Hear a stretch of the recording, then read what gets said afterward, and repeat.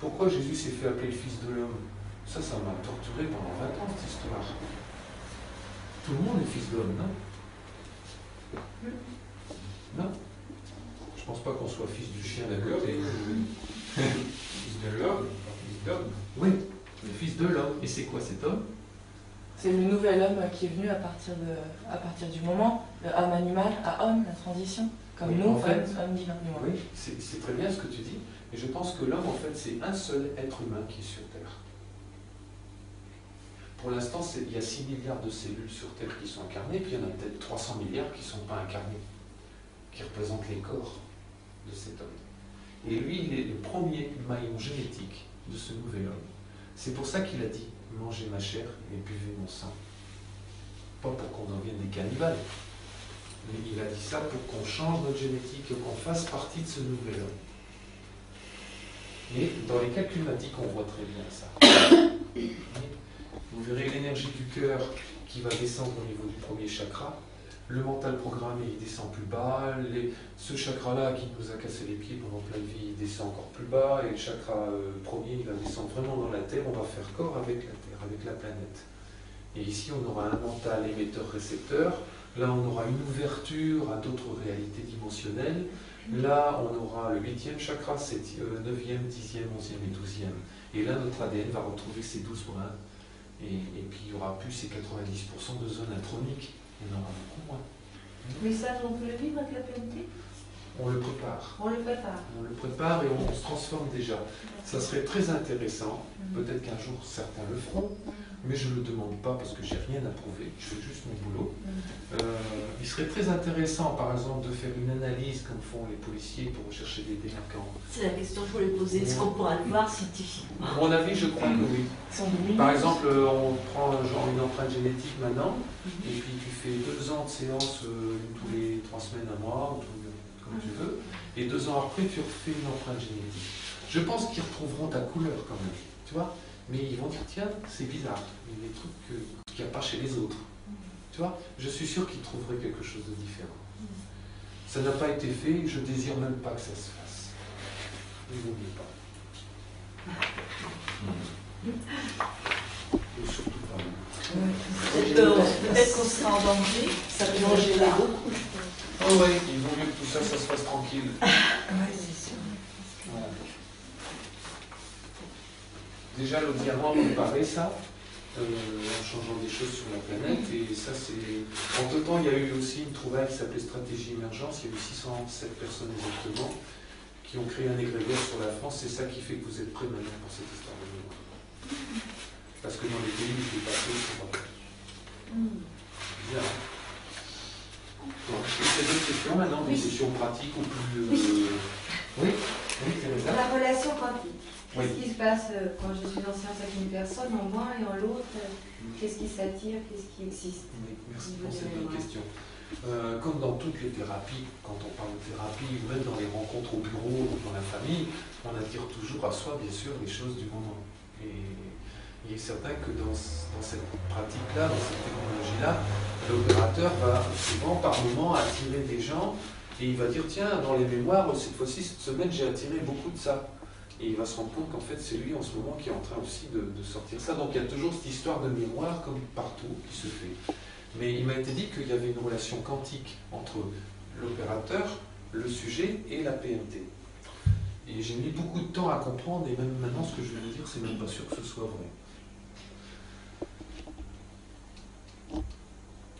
Il semblerait que d'une manière beaucoup plus subtile, il y ait actuellement des âmes qui ont des compétences, qui ont une couleur, qui sont rattachées à des organismes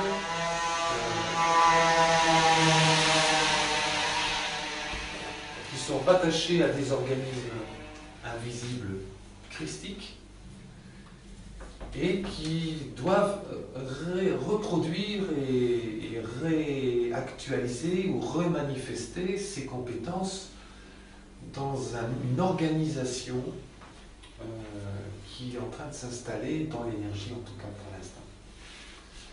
Alors, admettons qu'il y ait plein d'âmes qui ont ce qu'on appelle un faisceau d'intention vert. En fait, c'est un faisceau qui a été ajouté dans notre âme il y a perpète. À l'époque, on est descendu dans les bas-fonds de l'ignorance et de l'amnésie, comme un aide-mémoire. Par exemple, les âmes qui avaient une compétence pour l'écologie, la nature, les plantes, les soins, avaient ce rayon vert en eux. Comme si c'était une petite puce, une petite mémoire qui est là pour que de vie en vie, avec n'importe quel métier qu'il fasse, il retrouve un peu ça. Celui qui a un rayon, je sais pas moi, un rayon violet, ça sera plutôt quelqu'un qui va emmener les gens vers une conscience supérieure, à travers des religions, des rituels, des choses qui étaient nécessaires et qui le sont encore pour beaucoup d'ailleurs.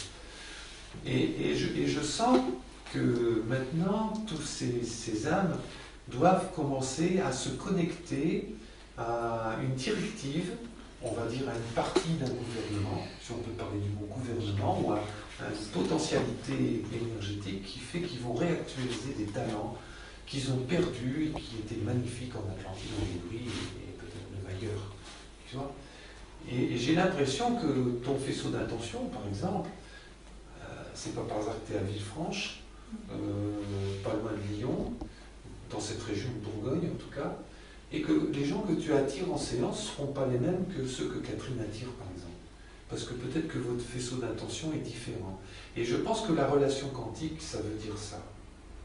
Qu'au-delà des attirances horizontales, qui fait que automatiquement, mathématiquement parlant, on va attirer les personnes dans un moment donné qui vont avoir besoin de transmuter des mémoires dont nous, on est en train aussi de transformer, sur le point de le faire aussi. Ça, c'est, on va dire, la relation dans notre dimension, hein, dans la 4e dimension et 5e.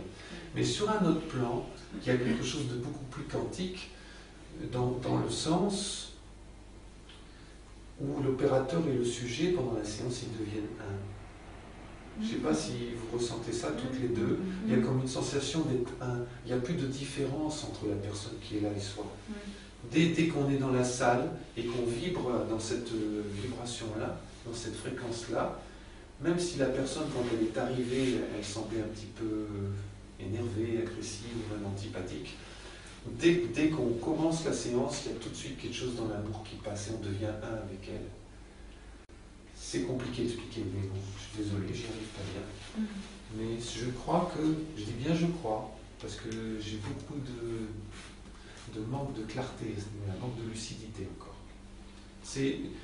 La physique quantique, c'est compliqué, parce que essayer de comprendre la réalité dépend du regard de l'observateur. Autrement dit, vous voulez prendre une molécule en photo, vous l'avez sur la photo. Vous prenez la photo à distance sans être devant l'appareil photo, il n'y a rien sur la photo. Vous comprenez ? Et si vous voulez, toute cette réalité qu'on vit autour de nous, c'est ça. Moi, ce que je vois de toi, c'est moi. D'ailleurs, c'est Moria, le maître Moria, qui disait dis-moi ce que tu n'aimes pas de toi dans l'autre. Hein ? Tu connais cette phrase ? Puis après, il dit dis-moi ce que tu aimes et je te montrerai tes limites. Et dis-moi ce que tu n'aimes pas, je te montrerai de nouveaux horizons. Autrement dit, on ne peut voir que soi dans tout. Et un jour, j'ai eu un petit garçon, il avait 13 ans, il me dit, mon père, il m'a dit que tout était illusion. C'est vrai que son père est un peu rentre dedans, comme ça, il annonce des vérités, comme ça, un gamin qui n'est pas prêt à l'intégrer. Et il dit, mais si je me pince la fesse, il dit, ça fait mal. C'est pas une illusion. Voilà, le raisonnement d'un garçon, 13 ans. Et c'est tellement riche en enseignement, ça. Alors on était sur l'autoroute, je conduisais, je dis, bon, laisse-moi réfléchir un peu, parce que là, je suis paumé, là. Je ne sais pas te répondre.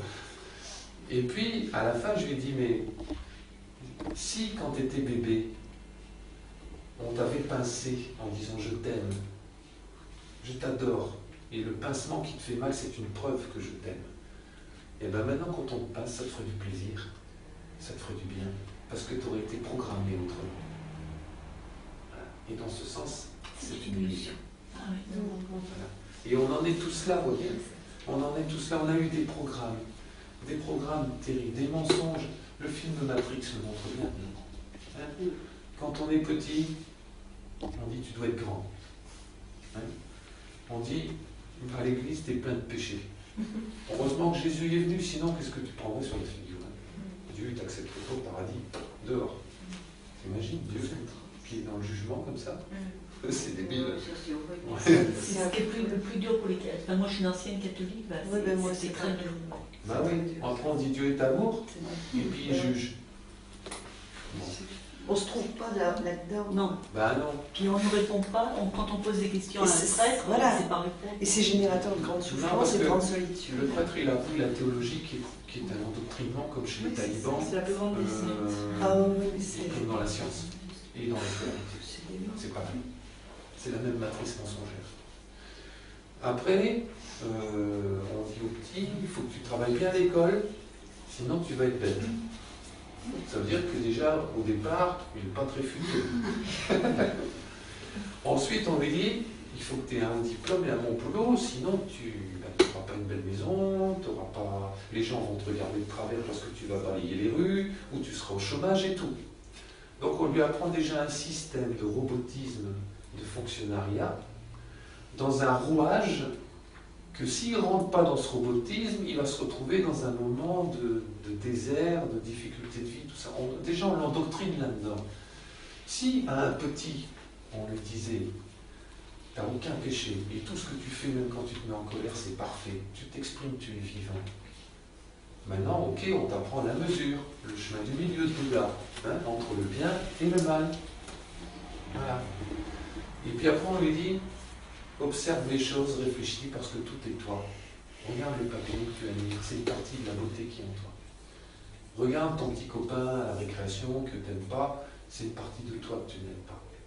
Sans plus, hein, sans vraiment leur bourrer le crâne, mais qui savent qu'il y a quelque chose avec ça. Et puis, on devrait les emmener à l'école vers 10-11 ans, au moment où la puberté hypophysaire commence à se faire. C'est seulement à ce moment-là qu'ils peuvent avoir le discernement pour refuser ce qu'on leur apprend ou l'accepter. Avant, ils n'ont pas le discernement. C'est pour ça qu'on fait commencer l'école au plus jeune âge maintenant, pour être sûr de bien les endoctriner. Et à ce moment-là, on met en l'air toutes leurs facultés de discernement et on les rend aveugles. Et toutes leurs facultés psychiques, hein. Quand les parents disent à leurs enfants, mais c'est ton imagination, c'est ton rêve et tout. Exactement, puisque cette partie-là est complètement occultée, hein. Elle est complètement occultée dans la science, enfin dans l'éducation nationale et tout ça. C'est voulu pour en faire des bons robots qui vont travailler 8 heures par jour, qui vont ramener quelques cacahuètes à la maison, et puis, comme disait Coluche, on donne un peu de richesse aux pauvres pour qu'ils puissent supporter leur misère. Et pendant ce temps-là, il y en a qui s'engraissent sur le dos des gens. Voilà. Bon, on l'a voulu, c'est nous qui avons perdu ça. Nous sommes complètement responsables, mais pas fautifs de ça. Parce qu'on est rentré dans ce jeu-là. Pourquoi? Parce que il y a peut-être 400-500 000 ans, on a fait la même chose avec des êtres, des peuplades plus primitifs dans certains pays ou sur certaines planètes. Donc maintenant, on récolte ce qu'on a semé, donc c'est juste. Mais plus il y a de gens qui vont, non, sans se rebeller contre le système, mais simplement trouver leur propre souveraineté, et bien moins ils auront pris, ce sera comme une mouche sur une vitre, ils vont glisser dessus. Ils ne pourront pas. Ils ne pourront pas.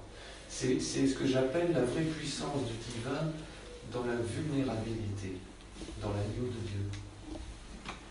C'est cette vulnérabilité-là qui est la plus puissante. C'est joli ça. Merci. Je l'ai vécu ça, devant un danger. Et ça marche. Ça, je peux vous dire, c'est une grande puissance. Sans se rebeller, simplement en acceptant, en accueillant. Et en étant souverain, hein, pas victime. Parce que alors là, vous faites taper. Oui. Mais quelquefois, on veut, mais on a des mémoires de victimes en nous, donc on se fait quand même taper. Voilà. Donc c'est ça le problème, parce que quelquefois on est à des milliers de kilomètres de comprendre ce qu'on a en nous.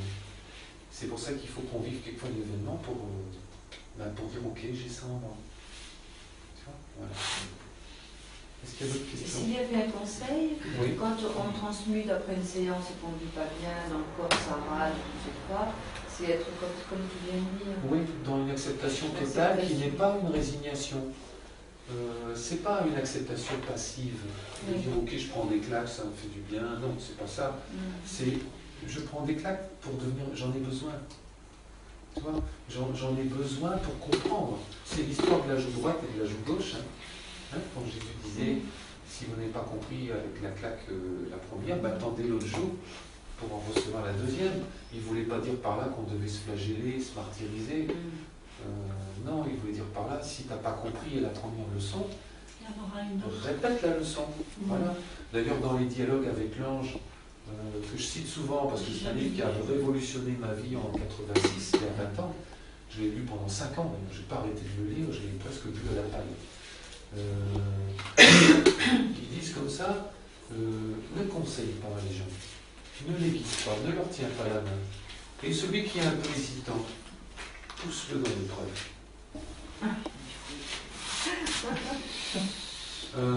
Ensuite, il dit, vous ne devez pas enseigner les gens. Vous devez être comme le bateau qui, par son sillage, va attirer les autres petits bateaux derrière. On doit simplement, ça revient à ce que tu demandais tout à l'heure, tu sais, ça simplement à faire son chemin, à être soi-même, et de ce fait-là, on attire à soi ceux qui veulent aussi se transformer, sans pour ça enseigner rien. C'est fini ça. Cette période-là, c'est fini l'enseignement. Moi, ce que je vous transmets là, c'est un peu des résultats de ce que j'ai éclairci dans ma vie, dans mon vécu.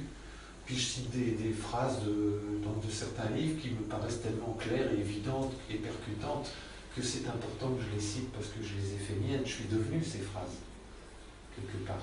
C'est uniquement pour ça, mais il n'y a pas d'enseignement.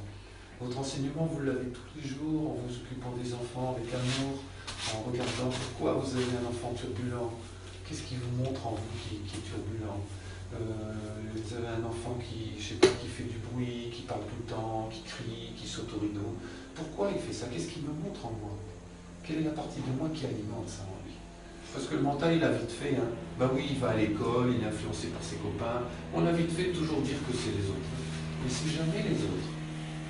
Parce que le jour où l'enfant, on aura guéri ce problème-là en soi, l'enfant, il va forcément être plus doux, plus calme, plus souverain aussi. Et automatiquement, tous les enfants perturbants de sa classe, il ne les fréquentera plus, parce qu'ils seront tous ses copains. Et si on a quelqu'un qui est malade en face de nous, alors? Une personne malade, une grave maladie. Quand tu dis en face de toi, ça veut dire... Ou quelqu'un qui vit avec nous qui est malade. Voilà, une personne donc, qui vit avec toi et qui a une maladie.